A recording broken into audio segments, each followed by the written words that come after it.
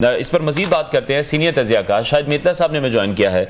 मेतला साहब, बहुत शुक्रिया आपके वक्त के लिए। सबसे पहले नवाज शरीफ के हवाले से बात करें, एक बार फिर से एहतसाब की बातें करते दिखाई दे रहे हैं। जब हमने देखा लंदन से लाहौर आने से पहले उन्होंने जो लंदन में बात की थी, फिर शहबाज शरीफ को वापस भेजा गया था, एक मैसेज कन्वे कराया गया था, दोबारा फिर वही बातें कर रहे हैं। क्यों जरूरत पड़ रही है? इक्तदार में आए तो हिसाब ले लें, इक्तदार से पहले ऐसी बातें करते हैं, जब इक्तदार में आते हैं तो हिसाब कोई भी नहीं ले पाता।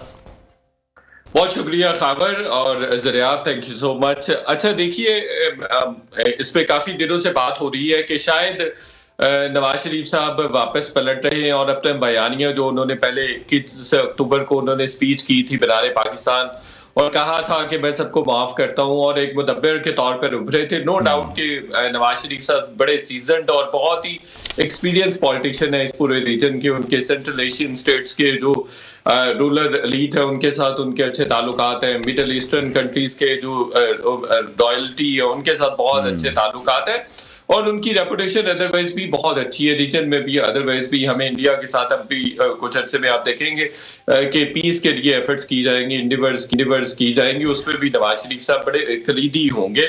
इन तमाम चीजों के बावजूद देखिए उनको अपनी जो सपोर्ट बेस है, जो वोट बैंक है, उसको भी ना सिर्फ इंटैक्ट रखना है बल्कि रीगेन करने की भी कोशिश करनी है। और जो अभी ये करने जा रहे हैं और जो मुसलसल टारगेट कर रहे हैं एस्टैब्लिशमेंट को, ये पुरानी मुक्तदरा को टारगेट करने की कोशिश कर रहे हैं, वो बेसिकली अपनी जो सपोर्ट बेस है उसको पैसिफाई कर रहे हैं। एज सच उनको भी पता है कि वो कुछ कर नहीं सकेंगे और ना कुछ कर सकते हैं। सो मच सो कि आप देखिए कि वो जनरल बाजवा का नाम लेकर भी तनकीद नहीं कर सकते, जनरल फैज का नाम लेकर भी तनकीद नहीं कर पा रहे हैं। कल भी जो उन्होंने बात की है, उन्होंने ये बात की है कि जनरल राहील शरीफ हो या जनरल बाजवा हो, उनके खिलाफ मैंने कोई साजिश नहीं की है बल्कि उन्होंने मेरे खिलाफ साजिश की और उन्होंने उसको मुल्क के खिलाफ साजिश भी करार दिया। और नो डाउट इसमें कोई शक नहीं है कि एक 7 साल का पीरियड हमने एक देखा है जो बिल्कुल ही मुल्क के लिए भी नुकसानदेह था, जाया हो गया। फैब्रिकेटेड केसेस थे, फेक केसेस थे, बोगस केसेस थे, उनमें कुछ टिकला भी नहीं।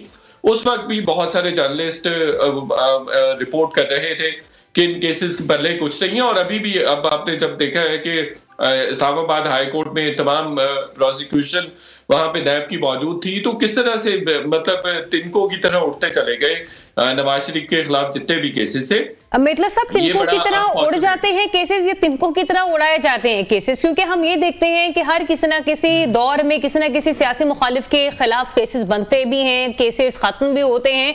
लेकिन इससे होता क्या है? इससे होता ये कि मुल्क का जमहूरी निजाम डिरेल हो जाता है। इससे हम ये देखते हैं कि हमारी इकोनॉमी बर्बाद होकर रह जाती है। इससे हम ये देखते हैं कि एक सियासी जमात ही नहीं, एक सियासी जमात की कारकुनान का मुस्तकबिल भी दांव पर लग जाता है। फिर उस सब के बावजूद एक सियासतदान को एहतसाब लेने के लिए जो है वो भी सोचना पड़ता है कि अगर मैंने अपने उन मुखालिफिन से एहतसाब लेना शुरू किया जो कि वाकई इसके जिम्मेदार थे, तो आप कहते हैं खामोश हो जाएं, बयानिया ना गढ़ें, दोबारा से आप जो है वो अमन की बातें करें। और फिर जैसे आप एस्टेब्लिशमेंट के हवाले से भी गुफ्तगू फरमा रहे थे अभी, वहां पर फिर ये कहा जाता है कि फिर वहां पर जाते हुए हर सियासतदान की पड़ जल जाते हैं सर, लेकिन सियासतदान अपने साथ होने वाले मजालिम का दावा भी नहीं कर सकता।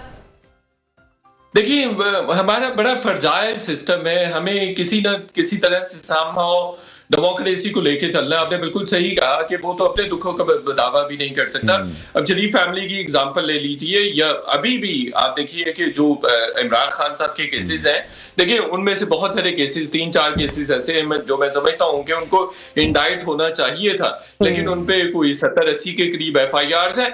और जिन केसेस में इमरान खान साहब को इंडाइट होना चाहिए था, उसमें भी जो प्रोसीजरल लूप होल्स है वो आगे जाके उनको बेनिफिट देंगे। बल्कि आज मैंने नेशन में आर्टिकल भी लिखा है, पढ़िएगा जरूर, और उसमें यही मैंने कहा कि इमरान खान को भी ज्यादा देर के लिए जेल में रखना काफी मुश्किल होगा, क्योंकि प्रोसीजरल लूप होल्स ऐसे हैं जो इनको इंडाइट किए गए जिन केसेस में खास तौर पर, तो उसमें मुमकिन नहीं है कि आला अदलिया जाके अब किसी भी तरह से उनको ज्यादा अरसे के लिए जमानत तो उनकी रोक सके या जमानत ना दे सके। दूसरी बात ये है कि देखिए मैंने ही स्टोरी की थी और उसके बाद काफी सारी दाएं बाएं से भी चीजें होना शुरू हो गई थी कि मेरी अपनी भी जब मेरा एक इंटरेक्शन हुआ था जनरल बाजवा से, तो उस वक्त भी हमने अदरवाइज भी देखा है कि एक पूरी तारीख है कि कभी भी जो एक्स आर्मी चीफ होता है या अदरवाइज भी एस्टैब्लिशमेंट के लोग होते हैं, एस्टैब्लिशमेंट ये पसंद नहीं करती है कि उनका एहतसाब हो। और ये चीज हमने मुशर्रफ वाले केस में भी देखी कि, और ये भी कहा जाता है कि नवाज शरीफ साहब की सबसे बड़ी गलतियों में से एक गलती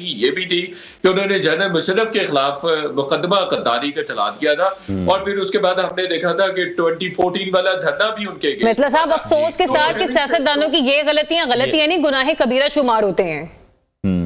जी बिल्कुल ऐसा है, लेकिन कहीं ना कहीं तमाम इदारों को मिल बैठना होगा और इसका सद्देबाब करना होगा। ऐसा नहीं हो सकता कि यार 3-4 साल बाद, हर 5 साल बाद जब डेमोक्रेटिक सिस्टम ऑन ट्रैक हो,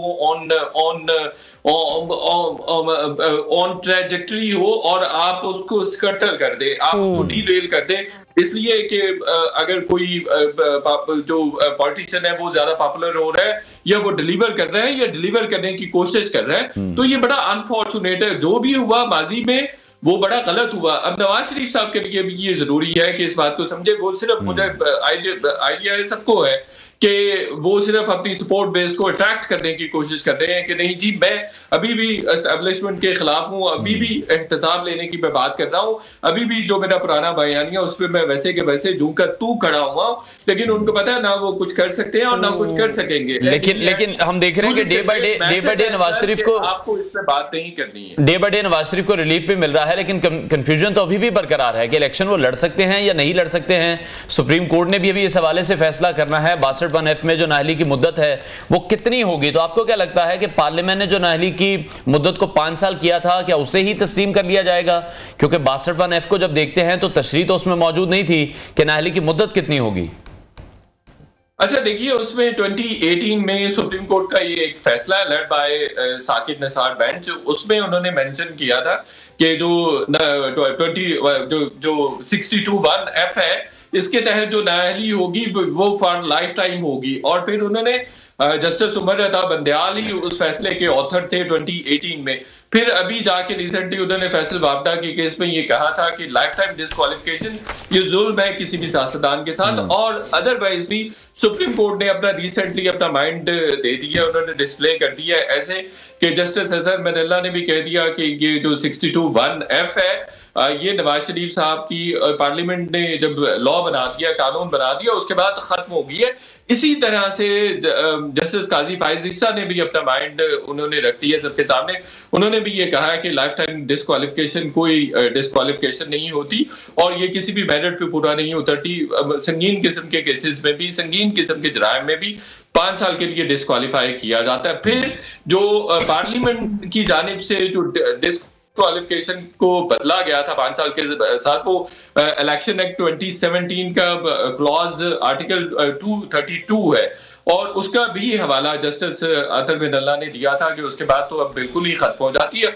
और के केसेस में अगर ये वैसे उनकी जमानत होती या ये रिमांड बैक हो जाता केस, जिस तरह से नैब कह रही थी कि इसको नैब कोर्ट को रिमांड बैक करते हैं, तो उस केस में खबर ये हो सकता था कि उनकी ये डिस्क्वालिफिकेशन कंटिन्यू रहती। लेकिन अब चूंकि उनकी जो सजा थी वही कलअदम करार दे दी गई है और उनको बरियत दे दी गई है। जो चार्जेस उन पे फ्रेम किए गए थे वो चार्जेस खत्म हो गए और उनको कहा गया है कि इनकी इक्विटल होगी और बाइज्जत इक्विटल हुई। चार्जेस तो खत्म हो गए मितला साहब, लेकिन एक सियासतदान को ना फिर जीरो से स्टार्ट करना पड़ेगा अपने सियासी बलबूते की बिना पर लोगों का वोट जो है और उनकी अटेंशन हासिल करने के लिए। बहुत शुक्रिया आपके वक्त, आपने अपना वक्त हमें दिया। अभी हमें छोटा सा एक ब्रेक की तरफ बढ़ना है, फिर से वापस आते हैं। Stay tuned.